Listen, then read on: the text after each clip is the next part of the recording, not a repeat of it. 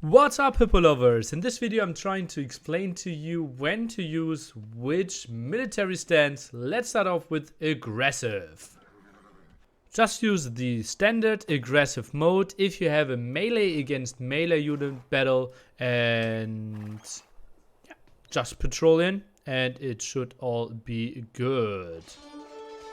His army now a bit out of position, should be looking good for us. But you get the idea, everything fighting there.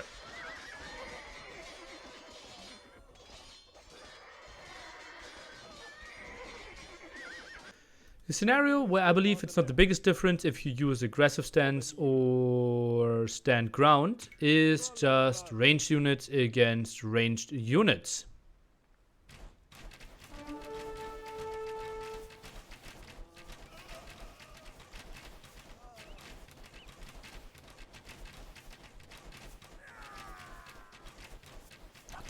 Fight ever.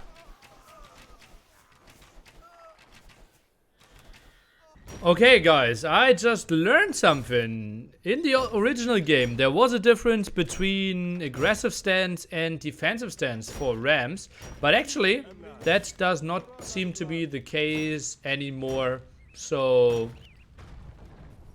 well, if you use rams, use whatever stance you want. A scenario where we don't want to use aggressive stance and patrol is if we have few melee units and want to snipe villagers. For example, if I click that villager in the back now, and he puts all those villagers away. As you can see, some militia are trying to find other targets and switching all this one around. Not too pretty, instead of trying to get the kill that we initially wanted. Something we want to do is that we move in with stand ground here, and then we can right click one single villager and actually can go in for some blocking. As you can see, now everyone is chasing, and even if we pull all the villagers, they are continuing to chase those villagers down if we want to, even getting some solid blocks in, something we could not have done with aggressive stance. One scenario where you don't want to use aggressive stance is if you chase an army behind. Now you can see opponent is fleeing and we try to chase with aggressive stance. You see our archers, okay, they're kind of stacking up here, trying to chase in a group and are blocking each other. Let's take a look how that one goes if we use stand ground.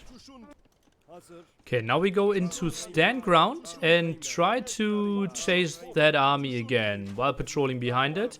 Let's see how they move and how they stack. And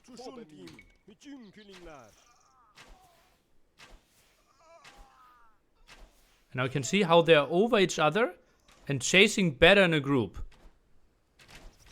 And therefore can re-engage way quicker than what we had before. Okay, now I will show you a scenario where defensive stance is actually better. Look at that pikeman. He at the moment is on aggressive, and the opponent could technically out-micro him now, trying to lure him away, while the other two are going for the army, and he will just chase away, and the woodline not looking too hot there.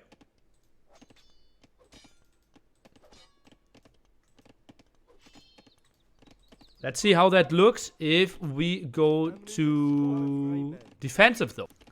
Okay, now we're trying to move in against defensive, trying to debate him away. And you see, he is returning a bit quicker to his position.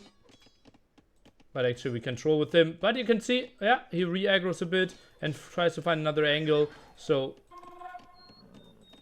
we need to micro a bit more.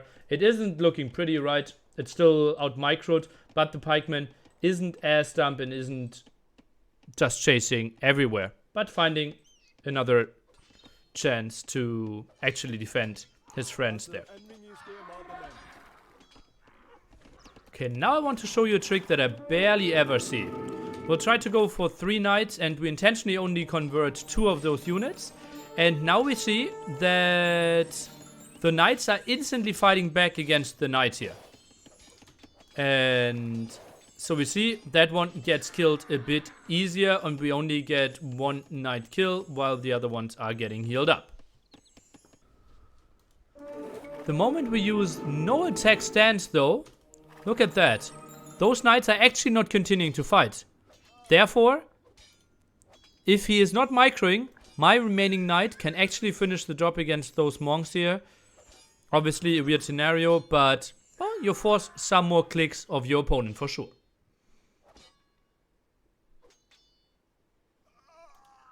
Also a scenario where we rather see defensive stance instead of aggressive stance is if we have melee units in the trade. Look at that one. If we patrol in with aggressive stance, they will try to follow the trade cards quite a bit and run away. And as you can see, they are heavily getting chased. But if we go for defensive stance, we're trying to regroup a bit. And, well, they should be way more clumped up here. And shouldn't really chase that far. You can still see some knights are going wild, but the main of the group is staying together there and, yeah, finding more kills.